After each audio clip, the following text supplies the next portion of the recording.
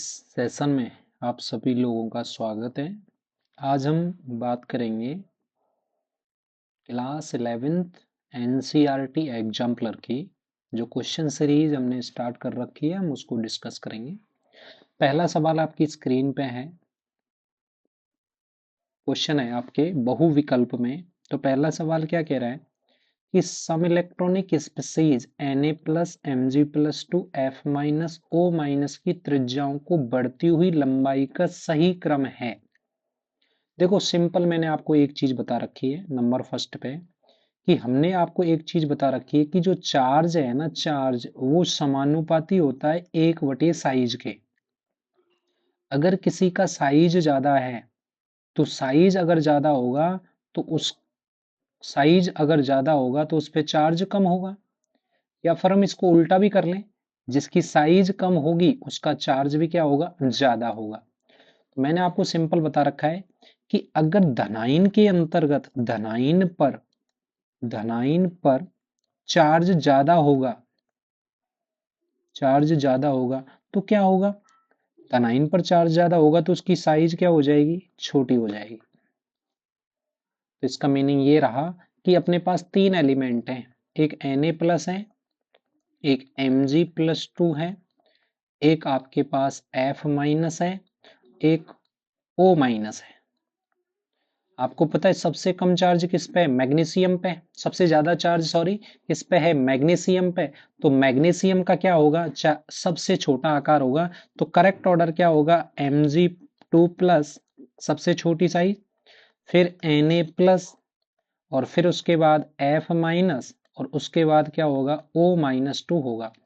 इसका मीनिंग ये रहा कि चार्ज, हमने क्या कंसेप्ट सीखा यहाँ से, हमने ये कंसेप्ट सीखा कि चार्ज समानुपाती होता है 1/साइज के, कि जिसकी साइज ज्यादा होगी उसका चार्ज कम होगा। ये हमारा कंसेप्ट इसमें लगेगा।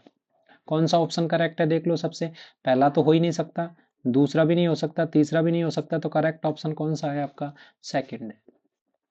सेकंड क्वेश्चन आपकी स्क्रीन पे है कि निम्नलिखित में से कौन सा एक्टिनाइड नहीं है। देखो सिंपल, मैंने बताया है कि लेंथेनम आपके स्टार्ट होते हैं 57 से, और आपको पता है लेंथेनम होते हैं 57 से, और आपके एक्टिनम जो स्टार्ट होते हैं वो कितने से होते हैं, 89 से स्टार्ट होते हैं एक्टिनम। तो लेंथेनम के बाद आते हैं, इसीलिए इनको बोलते हैं लेंथेनॉइड। लेंथेनम के बाद आते हैं इसीलिए इनको लेंथेनॉइड बोलते हैं, और एक्टिनम के बाद आते हैं इसीलिए इनको एक्टिनॉइड बोलते हैं। तो क्या रहा कंसेप्ट यहाँ से, तो बताओ 96 एक्टिनाइड है, 98 है, 92 है, तो कौन सा नहीं है, टर्बियम नहीं है। तो टर्बियम ऑप्शन नंबर कौन सा होगा, third is correct answer. Question number तीसरा कि एक परमाणु के बाहरी कोषों के इलेक्ट्रॉन पर किसी आंतरिक कोष के s, p, d तथा f इलेक्ट्रॉनों के आवरण प्रभाव का सही क्रम है। मैंने आपको बता रखा है कि नाभिक है, इस नाभिक के पास में s होगा, इसके बाद p होगा, इसके बाद d होगा, और इसके बाद f होगा। तो नाभिक के जो नजदीक होगा वो s होगा, फिर p होगा, फिर d होगा, और उसके बाद कौन होगा, f। तो करेक्ट आंसर क्या रहेगा, s, p, d, f। तो ऑप्शन नंबर कौन सा करेक्ट होगा भाई, इसमें पहला ऑप्शन इज करेक्ट होगा। चलो सेकंड की बात करते हैं, दूसरा क्या कहता है। क्वेश्चन नंबर 4, देखो इसमें बहुत अच्छा कंसेप्ट हम आपको बताएंगे। इसमें क्या कंसेप्ट है वो भी आप देख लें, आपको बता दें पूरा। क्वेश्चन देखो ध्यान से सुनना, आपका आप इसका आयनन एंथैल्पी का कोई भी क्वेश्चन गलत नहीं होगा। पहले तो आप समझ लें आयनन एंथैल्पी होती क्या है। कि नंबर एक आपको यहाँ बता दें हम कि नंबर एक मैंने आपको बता रखी है कि आयनन एंथैल्पी, आयनन एंथैल्पी की हम बात करते हैं। आयनन एंथैल्पी, आयनन एंथैल्पी, ये आपके पास है आयनन एंथैल्पी। आयनन एंथैल्पी में क्या होगा, देखो सबसे पहला कि किसी गैसीय परमाणु के बाह्यतम कोश से एक इलेक्ट्रॉन निकालने के लिए दी जाने वाली ऊर्जा क्या कहलाती है, आयनन एंथैल्पी कहलाती है। अगर आपसे कोई भी पूछता है किसकी आयनन एंथैल्पी ज्यादा होगी और किसकी आयनन एंथैल्पी कम होगी, तो आप सबसे पहले एक ट्रिक याद रखेंगे कि एस ब्लॉक हो चाहे पी ब्लॉक हो चाहे डी ब्लॉक हो, तो उसकी एक सिंपल ट्रिक मैं आपको बता रहा हूँ। वो ट्रिक क्या है कि सबसे ज्यादा होगा आपका, सबसे ज्यादा जो होगा ना वो अपने पास होगा P6 की, उसके बाद P5 की, उसके बाद P4 की, उसके बाद ये तो नॉर्मल ट्रेंड है, लेकिन अर्धपूरित विन्यास होता है तो P3 आ जाएगा, यहाँ हो जाएगा P3 की, फिर P4 की, फिर P2 की, फिर S2 की, फिर P1 की, और फिर आ जाएगा कौन सा, S1 की। तो क्या रहा हमारा आंसर, देखो एक बार कलर चेंज करते हैं, क्या क्वेश्चन रहा, क्या कंसेप्ट बना। सबसे ज्यादा होगा आपके P6 की, P5 की, P3 की, P4 की, P2 की, S2 की, P1 की, S1 की। ये ऑर्डर आप याद रखेंगे। बेटा ध्यान रखना, ये जो ऑर्डर लागू होगा ना, वो केवल सेम सेल के लिए लागू होगा, यानी जब सेल सेम हो तब ये लागू होगा। तो आप देखो, सबसे पहले हम लिखेंगे यहाँ पे कि सोडियम है, सोडियम का परमाणु क्रमांक 11 है, इलेक्ट्रॉनिक विन्यास होता है क्या, 3s1 होता है। उसके बाद है अपने पास मैग्नीशियम, तो मैग्नीशियम का इलेक्ट्रॉनिक कॉन्फ़िगरेशन क्या होता है, 3s2 होता है। उसके बाद है आपके एल्यूमिनियम, और एल्यूमिनियम का क्या होता है आपके पास, 3s2 3p1 होता है। और आपके पास आपके सिलिकॉन होता है, तो सिलिकॉन का क्या होता है, 3s2 3p1 होता है, 3p2 होता है। सिंपल है, एक इलेक्ट्रॉन 1 से s1 से निकलेगा, दूसरा इलेक्ट्रॉन किससे निकलेगा, s2 से निकलेगा, तीसरा इलेक्ट्रॉन किससे निकलेगा, p1 से निकलेगा, चौथा इलेक्ट्रॉन किससे निकलेगा, p2 से इलेक्ट्रॉन। मतलब सब में क्या क्या ऑर्डर है, सबसे पहले P6 नहीं है, P5 देखो, P5 भी नहीं है, तो सबसे ज्यादा किसका होगा बताओ, P3 भी नहीं है, तो P4 भी नहीं है, तो सबसे ज्यादा P2, यानी सबसे ज्यादा आयनन एंथैल्पी सिलिकॉन की होगी। उसके बाद किसकी होगी, S2 की, यानी उसके बाद किसकी होगी, मैग्नीशियम की होगी। उसके बाद P1 की, P1, उसके बाद किसकी होगी, एल्यूमिनियम की होगी, और सबसे कम किसकी होगी बताओ, सोडियम की होगी। ये ऑर्डर रहेगा, लेकिन इसमें तो कोई ऐसा ऑर्डर दे ही नहीं रखा। इसमें दे रखा है कि सबसे ज्यादा तो है सिलिकॉन की, और सबसे कम है किसकी, सोडियम की। तो मैग्नीशियम की ज्यादा होगी किससे, एल्यूमिनियम से। मैग्नीशियम की ध्यान रखना, ऑर्डर थोड़ा सा देख लें आप, कि सोडियम, मैग्नीशियम ज्यादा होगा एल्यूमिनियम से, और एल्यूमिनियम ज्यादा होगा सिलिकॉन से। तो ऐसे ऑप्शन बना रखे हैं एनसीईआरटी में, तो आप मैच कर लेंगे कौन सा होगा, कि मैग्नीशियम ज्यादा होगा एल्यूमिनियम से, और ये ज्यादा होगा किससे आपके पास, और ये वाला आपका किससे ज्यादा होगा। मतलब आप ऑप्शन देख लेंगे कौन सा ऑप्शन करेक्ट होगा, उसके अकॉर्डिंग कर देंगे। तो मेरे हिसाब से पहला ऑप्शन करेक्ट है, ऑप्शन नंबर 1 इज करेक्ट, ये वाला। कोई भी समस्या हो तो बता देंगे, फिर भी रिपीट कर रहे हैं। ये ऑर्डर आप ध्यान रखें बहुत अच्छे ढंग से, इसी से हो जाएगा। पर हमारा ये ऑर्डर आएगा आपका, ये ऑप्शन नहीं है ना, तो इसमें इसका मतलब क्या है कि सिलिकॉन की तो ज्यादा है, तो सिलिकॉन की ज्यादा है और सोडियम की कम है, ये भी सही है। सब में यही ऑप्शन दे रखे हैं, लेकिन मैग्नीशियम ज्यादा होगा एल्यूमिनियम से, और किससे ज्यादा होगा आपका, सोडियम से। तो ऐसा बना रखा है एनसीईआरटी ने, तो ये आपका करेक्ट होगा। ठीक है ना। चलो नेक्स्ट क्वेश्चन की ओर बढ़ते हैं हम। क्या है क्वेश्चन नंबर 5। देखो गैलेडोनियम ये हम पढ़ाएंगे आपको डी एंड एफ ब्लॉक में, फिलहाल आप याद रखें इसका जो परमाणु क्रमांक होता है वो 64 होता है, और इसका इलेक्ट्रॉनिक कॉन्फ़िगरेशन होता है जीनोन, और ये होता है 4f7 होता है, 5d1 होता है, और 6s2 होता है, गैलेडोनियम होता है ये आपका। क्वेश्चन नंबर 6 क्या कहता है कि कथन जो तत्वों के आवर्ती वर्गीकरण के लिए सही नहीं है। पहला, तत्वों के गुण उनके परमाणु क्रमांकों के आवर्ती फलन होते हैं, तो करेक्ट है। अधात्विक तत्वों की संख्या धात्विक तत्वों की अपेक्षा कम होती है, अधातु कम है धातु ज्यादा है। संक्रमण तत्व में 3d कक्षक में इलेक्ट्रॉन 3p कक्षक के पश्चात और 4s कक्षक से पूर्व बढ़े जाते हैं। नहीं, अभी देख लेते हैं। स्कैंडियम एलिमेंट है 21, इसका इलेक्ट्रॉनिक कॉन्फ़िगरेशन है 1s2 2s2 2p6 3s2 3p6 4s2 3d1 होगा। यानी ये रहा, ये तो p, ये 4s, ये 3d। तो क्या ऑर्डर है हमारा कि p6 के बाद किस में गए इलेक्ट्रॉन, s2 में, उसके बाद किस में इलेक्ट्रॉन गए, d1 में। गए कि नहीं गए। अब देखो आप क्या कह रहा है कि 3d कक्षक में इलेक्ट्रॉन 3p कक्षक के पश्चात, 3d कक्षक में इलेक्ट्रॉन 3p कक्षक के पश्चात, बिल्कुल करेक्ट है। लेकिन 3d में 4s से पहले आएंगे क्या, नहीं आएंगे, 4s में पहले आएंगे और 3d में बाद आएंगे। तो कौन सा ऑप्शन गलत होगा, ऑप्शन नंबर 3।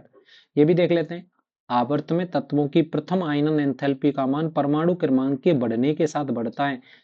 आवर्त की बात कर रहे हैं, आवर्त में तो आयनन एंथैल्पी बढ़ती है जबकि वर्ग में आयनन एंथैल्पी घटती है। ये आपका करेक्ट ऑप्शन रहेगा इसमें, ठीक है ना। चलो अगला क्वेश्चन क्या कहता है। क्वेश्चन अगला है, ये भी अच्छा सवाल है भाई, इंपॉर्टेंट सवाल है। क्वेश्चन आपका क्वेश्चन नंबर 7वां इंपॉर्टेंट है। वो कह रहा है कि हेलोजन में देखो हेलोजन सुनो आप, फ्लोरीन है, क्लोरीन है, ब्रोमीन है, आयोडीन है। इसका आकार छोटा है, इसका आकार और बड़ा हो गया, इसका आकार और बड़ा हो गया और इसका आकार सबसे बड़ा हो गया।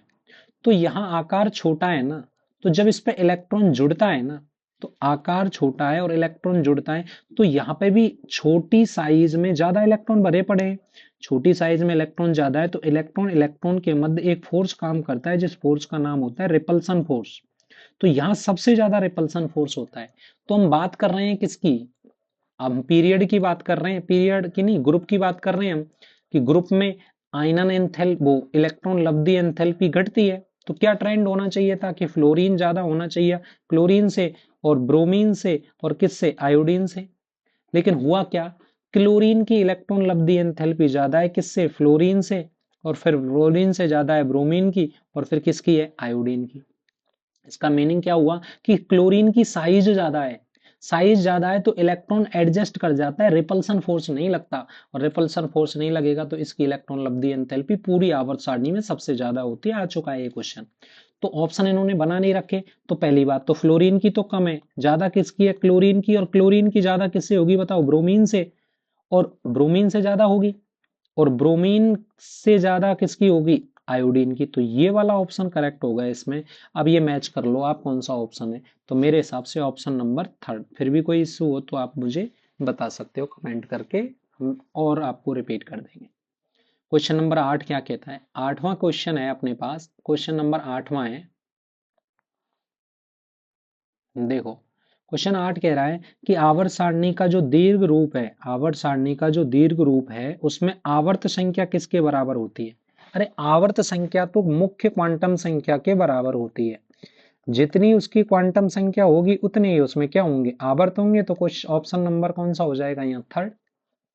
ऐसे तत्व जिनमें इलेक्ट्रॉन क्रमशः 4f कक्षक में भरे जाते हैं क्या कहलाते हैं। देखो ध्यान से सुनो, मैंने आपको एक चीज बताई कि इलेक्ट्रॉन या तो भरे जाएंगे 4f में और या भरे जाएंगे 5f में। अगर इलेक्ट्रॉन 4f में भरे जाते हैं ना, तो ऐसे तत्वों का नाम होता है लेंथेनॉइड। ऐसे तत्वों का नाम है लेंथेनॉइड। और यदि 5f कक्षक में भरे जाते हैं ना, तो ऐसे तत्वों का नाम होता है एक्टिनाइड। तो अगर 4f में जाते हैं तो लेंथेनाइड और एक्टिनाइड, इन दोनों को कॉमन वे में कहते हैं हम आंतरिक संक्रमण तत्व। कौन सा संक्रमण तत्व है ये, आंतरिक संक्रमण तत्व। तो ध्यान रखो, क्या एक्टिनाइड है, एक्टिनाइड नहीं हो सकता। संक्रमण तत्व नहीं हो सकता।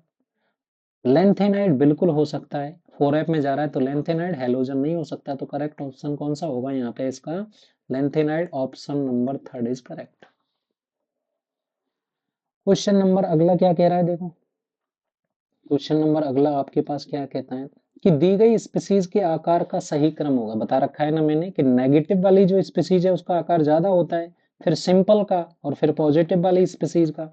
तो आपको मैंने बता तो रखा है कि आपको, आप याद रखें NaCl है, और NaCl को आप तोड़ लो, Na प्लस होता है और Cl माइनस होता है। और इसको हमने Cl से तुलना की थी, Na से तुलना की थी, तो इसका आकार ज्यादा था और इसमें इसका आकार ज्यादा था। तो इसका मतलब रेडाइनिक जो पार्ट है उसका आकार ज्यादा होगा, फिर किसका होगा, कॉमन वाले पार्ट का, और फिर किसका होगा, Cl प्लस वाले पार्ट का। इसका मीनिंग क्या हुआ कि अगर I माइनस है, I है और I प्लस है, तो किसका आकार ज्यादा होगा, माइनस वाले का ज्यादा होगा और प्लस वाले का आकार कम होगा। तो ऑप्शन नंबर कौन सा होगा, 3rd होगा। बोलो कोई समस्या हो तो। क्वेश्चन नंबर 11 है ना, बहुत इंपॉर्टेंट है। वो ये कह रहा है कि कोई विलगित गैसीय ऑक्सीजन का परमाणु है, अगर मैंने इससे बाहर इलेक्ट्रॉन निकाल दिए तो इसमें नेगेटिव प्लस पॉजिटिव आ गया और यहाँ इलेक्ट्रॉन निकल गया, तब मुझे ऊर्जा देनी पड़ी यहाँ से इलेक्ट्रॉन जोड़, अच्छा उल्टा बात कर रहे हैं, देखो इसको हटा देते हैं, कि कोई विलगित गैसीय परमाणु है और उसमें आपको इलेक्ट्रॉन जोड़ना था, तो जब आपने जोड़ा ना तो इसमें नेगेटिव आ गया। तो ये कह रहे हैं कि हमें इतनी ऊर्जा देनी पड़ी, इलेक्ट्रॉन गेन एंथैल्पी है वो -142 किलोजूल मोल एनर्जी आपको देनी पड़ी। फिर वो कह रहा है कि मैंने दूसरा इलेक्ट्रॉन रखा और फिर मैंने इलेक्ट्रॉन को जोड़ा और जोड़ने के लिए अब मुझे जो इलेक्ट्रॉन गेन एंथैल्पी की जो नीड हुई वो नीड हुई 844 किलो जूल। पहले तो यहां मुझे इतनी एनर्जी की आवश्यकता देनी पड़ रही थी, आपकी इतनी एनर्जी रिलीज हो गई, निकलने वाली एनर्जी है। अब मुझे इतनी एनर्जी देनी पड़ रही है, तो ऐसा क्यों हुआ? ऐसा इसलिए आपका क्वेश्चन ये भी हो सकता है कि सर O-2 का बनना तो फेवरेबल होता है। O-2 किसके समान बराबर होता है? नियोन के। और नियोन का इलेक्ट्रॉनिक कॉन्फ़िगरेशन क्या होता है? 1s2 होता है, 2s2 होता है और 2p6 होता है। और O माइनस में 8 होते हैं, तो 2 इलेक्ट्रॉन आ गए, तो इलेक्ट्रॉन भी कितने हो गए? यहाँ पे 8 हो गए। तो 8 और 2 कितने हो गए? 10 हो गए। तो इसका मतलब 10 हो गए, यहाँ पे भी 10 है और यहाँ पे भी 10 है। तो कोई भी एटम स्थायित्व यानी स्टेबिलिटी के लिए तो ये सारी बातें करता है। तो इसका मीनिंग ये हुआ कि जब वो स्टेबिलिटी के लिए मान करेगा तो ये प्रोसेस फेवरेबल होना चाहिए था। लेकिन ये तो बहुत ज्यादा एनर्जी है। क्यों? क्यों? ऑक्सीजन का, ऑक्सीजन ऋण विद्युतीय है, ये भी सही है। करेक्ट आंसर पूछ रहा है कि O-2 बनने की प्रक्रिया अनुकूल नहीं है, यद्यपि O-2 नियोन के सम इलेक्ट्रॉनिक है। इसका कारण क्या है कि ऑक्सीजन के इलेक्ट्रॉन और ये माइनस है और इस पे आ गया इलेक्ट्रॉन, तो इलेक्ट्रॉन इलेक्ट्रॉन में लगता है कौन सा फोर्स बताओ? Repulsion force. और रिपल्सन फोर्स की वजह से क्या होगा भाई? रिपल्सन फोर्स की वजह से क्या होता है? आपको इलेक्ट्रॉन जोड़ने के लिए एनर्जी देनी पड़ती है। लेकिन सर ये प्रोसेस फेवरेबल होना चाहिए, उत्कृष्ट गैस विन्यास प्राप्त करके स्थायित्व प्राप्त करने की अपेक्षा क्या होता है? अधिक। इसका मतलब है कि जो रिपल्सन वाला पोर्शन है ना, वो डोमिनेंट होता है किस पे? उत्कृष्ट गैस विन्यास पे। भाई इधर भी उत्कृष्ट गैस विन्यास प्राप्त हो रहा है, तो ये जो चीज है ना आपकी, वो डोमिनेंट हो जाती है उसके ऊपर। तो हम कह सकते हैं यहां से क्या कह सकते हैं कि हम ये चीज कह सकते हैं कि ओ माइनस में इलेक्ट्रॉन जब हम जोड़ते हैं तो इलेक्ट्रॉन इलेक्ट्रॉन में रिपल्सन लग जाता है। रिपल्सन लगने के कारण भले ही वो O-2 बन रहा हो और उसका विन्यास किसके बराबर हो? नियोन के बराबर हो, लेकिन रिपल्सन फोर्स डोमिनेंट होता है। तो ऑप्शन नंबर इसका करेक्ट आंसर रहेगा थर्ड। अगला अगला हम क्वेश्चन की बात करते हैं। देखो क्या क्वेश्चन कहता है, इसको हटा देते हैं। क्वेश्चन नंबर आपके पास है, आपकी स्क्रीन पे है। क्वेश्चन है क्वेश्चन नंबर 12। एक ऐसा गद्यांश सा दे रखा है भाई, देख लो। ये आवर्त सारणी है, आप इसको पढ़ के देखेंगे, हमें इससे कोई मतलब नहीं है। हमें तो ये कहना है कि एफ ब्लॉक के तत्वों की दो श्रेणी लेंथेनाइड ऑक्टिनाइड है, ये जादुई संख्या इसमें दे रखी है, ये हमारे काम की है थोड़ी सी। और एस पी डी एफ में विभाजित किया गया, हमें कोई मतलब नहीं है। परमाणु क्रमांक 57 वाला, तो मैंने आपको बताया था परमाणु क्रमांक 57, और 57 पे कौन होता है? लेंथेनम। और लेंथेनम कौन से ब्लॉक का एलिमेंट है? ये तो आपकी पीरियोडिक टेबल से ही हो जाएगा। कौन से ब्लॉक का एलिमेंट है? डी ब्लॉक का। तो आप याद रखेंगे ऑप्शन नंबर कौन सा होगा? थर्ड ऑप्शन करेक्ट होगा। वो कह रहा है पी ब्लॉक के अंतिम छठे आवर्त के तत्व का बाह्यतम इलेक्ट्रॉनिक विन्यास होगा। पी ब्लॉक है, अंतिम छठे आवर्त, पी ब्लॉक के अंतिम छठे आवर्त का इलेक्ट्रॉनिक विन्यास होगा। कौन से आवर्त की बात कर रहा है वो? छठे आवर्त की बात कर रहा है। अब आपको पता होना ही चाहिए छठे आवर्त में अंतिम इलेक्ट्रॉनिक विन्यास कौन है, और छठे आवर्त का जो अंतिम इलेक्ट्रॉनिक विन्यास है वो कौन होगा?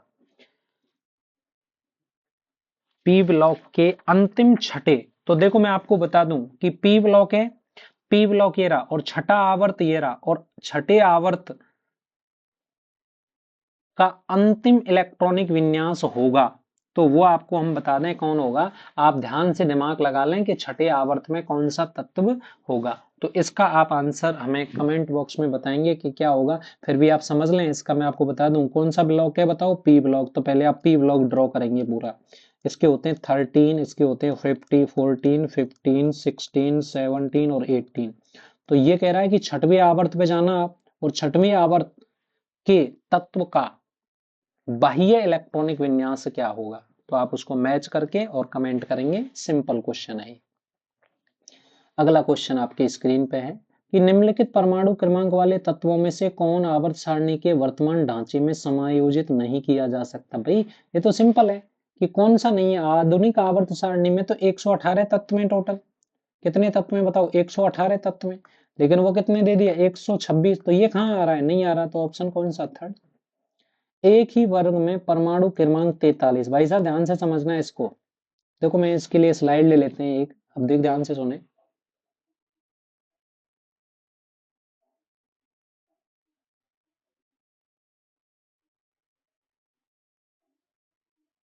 हाँ चलो ये रहा, अभी बताते हैं।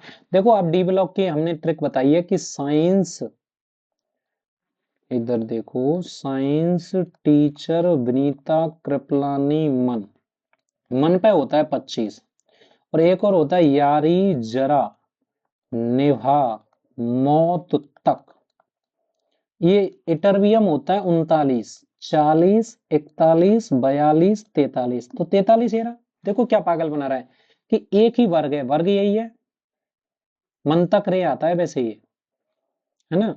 तो 43 के ऊपर वाला तत्व कौन है, मैग्नीज, और मैग्नीज का परमाणु क्रमांक कितना हो गया 25, इसका मतलब इलेक्ट्रॉनिक विन्यास अब हमें किसका देखना है 25 का, और मैग्नीज तो आपको याद है क्या होता है 3d5 4s2, मैच कर लो 3d5 4s2, कौन सा ऑप्शन करेक्ट होगा, पहला ही ऑप्शन करेक्ट होगा 3d5 4s2। परमाणु क्रमांक 9, 17, 35, 53, 85 वाले सभी तत्व हैं। भाई हेलोजन याद करना, फ्लोरीन, क्लोरीन, ब्रोमीन, आयोडीन, इसका कितना होता है 9, 9 और 8 कितना 17, 17 और 18 कितने 35, 35 और 18 कितने 53, 35 और 18 कितने हो गए आपके 53, और 53 में और 18 जोड़ दो 32 जोड़ दो, 3 और 2 5, 5 और 3 8, कितना हो गया 85 हो गया मेरे हिसाब से। तो कौन से हैं ये बोलो, हेलोजन। सिंपल है भाई ये सब कुछ क्वेश्चन, मैंने आपको सब कुछ करवा रखा है, पर फिर भी आपको तो, चलो देखते हैं अगला क्वेश्चन क्या है। क्वेश्चन नंबर 13, चार तत्व में इलेक्ट्रॉन विन्यास दिए गए हैं, तो आप लिख लो 2s2 2p, क्या दे रखा है 2s2 2p6, दूसरा दे रखा है 2s2 2p4, तीसरा दे रखा है 2s2 2p6 3s1, तीसरा दे रखा है 2s2 2p6। भाई ये 6 वाला तो 18वां वर्ग है, ये पहला वर्ग है यानी ग्रुप फर्स्ट है, ये एस ब्लॉक वाला फर्स्ट, ये ऑक्सीजन फैमिली है यानी ग्रुप नंबर 16 है, और ये आपके पास क्या है कि ये भी आपके पास कौन सा है, आपके 1s2 2s2 है, ये भाई ये वाला ये 5 है, 5 है तो ये 17वां वर्ग होगा, और ये देख लेते हैं आपका 6 है यानी ये 18वां वर्ग होगा। वो कह रहा है कि इलेक्ट्रॉन प्राप्त करने की प्रवृत्ति का सही क्रम है, जरा थोड़ा सा समझ लें इसको, इनडायरेक्ट वे में पूछा है। जिसका अष्टक पूरा है यानी जिसका पी सेल पूर्ण रूप से भरा हुआ है, तो वो तो नियोन होगा, 18वां वर्ग होगा। तो ये जो पहला ऑप्शन है ना, ये तो इलेक्ट्रॉन प्राप्ति नहीं करेगा, यानी ए तो आएगा आपका लास्ट में, सीधी सी बात है। अब उसके बाद कौन प्राप्त करेगा सबसे जल्दी, इसके पास है 5, तो ये चाहेगा एक इलेक्ट्रॉन फटाक से ग्रहण कर ले, तो सबसे जल्दी प्राप्त कौन करेगा, डी प्राप्त करेगा। फिर अपने पास है कितना 4 है ना, तो फिर प्राप्त करेगा कौन, बी, और उसके बाद कौन है आपका सी वाला, फिर कौन प्राप्त करेगा, सी। तो ऑप्शन आपके ये बनेंगे, सबसे जल्दी प्राप्त करने वाला कौन है आपका, डी, सबसे जल्दी प्राप्त करने वाला कौन सा होगा, डी, फिर उससे कम प्राप्त करने वाला कौन होगा, बी, फिर उससे कम प्राप्त करने वाला सी, और उससे कम प्राप्त करने वाला कौन होगा, ए। तो अब आप देख लो इसका ऑप्शन, ऑप्शन कौन सा करेक्ट होगा और कौन सा करेक्ट नहीं होगा। ये आपके क्वेश्चन नंबर 13 है, 13 का आप ट्रेंड देख लें और अपने अकॉर्डिंग कौन सा रहेगा आपका ए। ये आपका, आप हमने इस वीडियो में कर लिया है, लगभग 13 क्वेश्चन डिस्कस किए हैं, बाकी हम सेकंड पार्ट अपलोड करेंगे, उसमें सारी वीडियोस आपके मिलेंगे। बट फिर भी आप याद रखें, देखो थोड़ा सा समराइज कर दे आपको पूरा, एक बार ध्यान से देखें आप। देखो आप क्या है, मैं आपको बता दूं कि हमने क्या पढ़ा। तो सबसे पहले आप थोड़ी सी ध्यान रखें कि आप साइज प्रोपोर्शनल टू होता है किसके, बताओ चार्ज के। एक आप याद रखें P6 होता है, P5 होता है, P3 होता है, P4 होता है, P2 होता है, S2 होता है, P1 होता है, S1 होता है, ये आप याद रखें। तीसरी बात आप याद रखेंगे लेंथेनाइड 57 से चालू होते हैं यानी 57 से, और एक्टिनाइड कितने से 89 से स्टार्ट होते हैं, ठीक है ना। उदासीन गैसीय परमाणु वाला ऑक्सीजन है और इस पे इलेक्ट्रॉन है, इलेक्ट्रॉन इलेक्ट्रॉन में रिपल्सन लगता है। तो फ्लोरीन और क्लोरीन में से क्लोरीन की विद्युत इलेक्ट्रॉन लब्धि एंथैल्पी ज्यादा क्यों होती है, बिकॉज यहाँ रिपल्सन कम होता है, यहाँ रिपल्सन ज्यादा होता है, ठीक है। आज के लिए इतना ही, बाकी बात करेंगे। Thanks for watch this session. All the best.